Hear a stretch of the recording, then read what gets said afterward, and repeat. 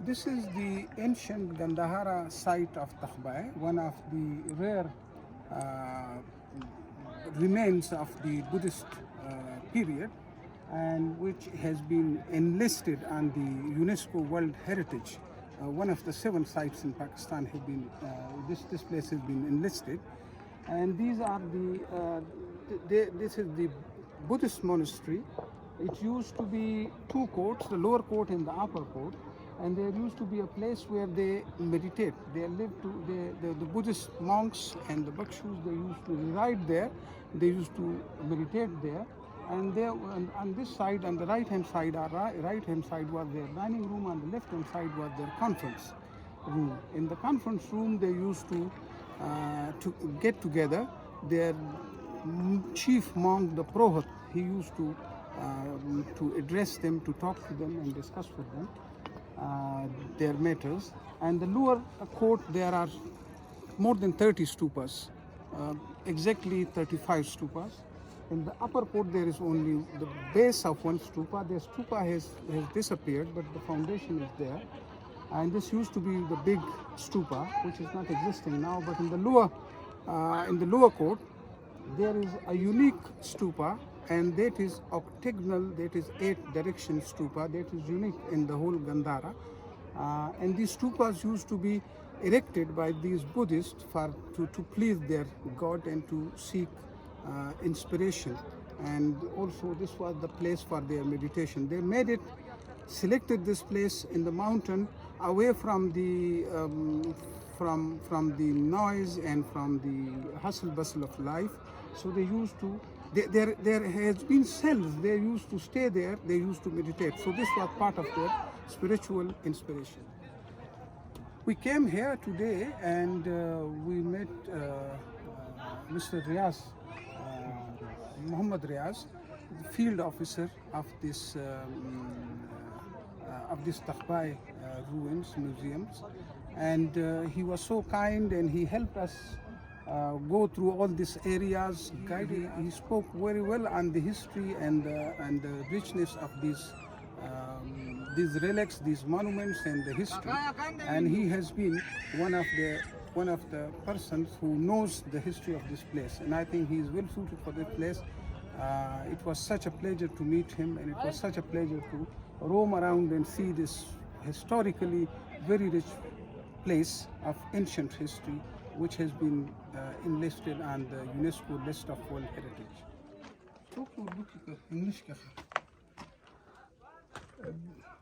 These are the site of 2 sort of rooms just at the foothill before the Takht ruins, and these seems to be the rooms reserved for the chief monks, the men, the teachers who were staying here preaching and at the same time meditating. And it shows that there were sort of windows, and there were beams used in the first floor. There are places, and it used to be two-story building at that time. So one of the rare things those days, because no material to cement the stone were yet discovered.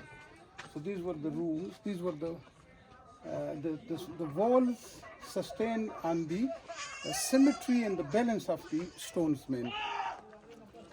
These 2 places were used for the lamp, the oil lamp that used to lit the area during the dark of the night, and that was also one of the places when it's the entry to the residence of the chief monks.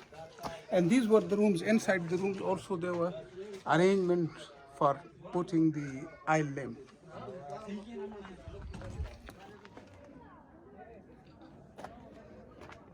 Here used to be the main stupa of the Takht monastery at that time. The stupa is now missing, but the base is here. So this was the foundation or the base for the stupa. And the stupa used to be a religious site, a religious place. They used to put the base and then the stupa on the top of it. The stupa used to be circular and with a rod of stone in the middle, and they used to say it's sort of offering to their devta or their god, and they used to do it for the religious purposes. And they used to come here for their paying tribute or for their. They used to circulate around this in circles, and they thought this was their supreme worship.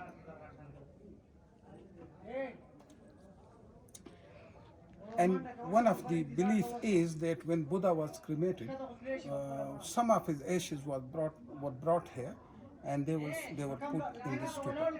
And the Buddhists used to come here, circulate around this in 7 circles, and they used to take spiritual inspiration, and it was their worship. We are in the lower court of Takht monastery. The upper court is there. In the lower court there used to be more than 30, around 35 stupa.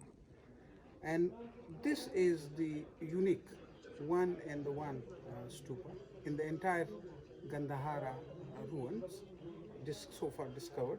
It's octagonal, it's 8 directions, and these arches used to be for putting the statues, Buddhist statues, and these 8 direction is unique in the whole Gandhara. So this is unique in this in the Gandhara ruins, the unique stupa. These arches are called to be trifile. These have 3, one arch and then another arch and then another arch, another circle. And apparently used to be statues here, and they used to sit, the monks used to sit here. This was their meditation cells or points. This used to be the dining hall for the Buddhist students who used to come and meditate and learn here. You can see the walls, as usual, how skillfully they put these stones. And this room was adjacent to their main monastery, where they used to live, and they used to come here for dining. And here they put lamp for lighting purposes. This site has been preserved in 1937, ASI, Archaeological Survey of India, 1937. So it was preserved in 1937. So these different parts have been preserved in different times. From this, it appears that they used to select a place that could not be so easily accessible to all, and they used to come here, live in seclusion, pray, they worship in their own way, and they meditate in their own way. So this was the place where they prefer to be in peace and devote themselves to their religion and religious practices. What is from 1st century AD? It shows the masonry of that time. The big stone is supported by the small ones, and they used to put it in a way that would give strength to the wall and to the construction site. So it used to be the old style of construction, masonry. This was the conference hall, the main room of this monastery, where these preachers and monks used to come, and they would discuss their matters. And the chief of their monks, Prohat, was the head of the arrangements here. He used to be present here. Khadali. How that preserved, you can?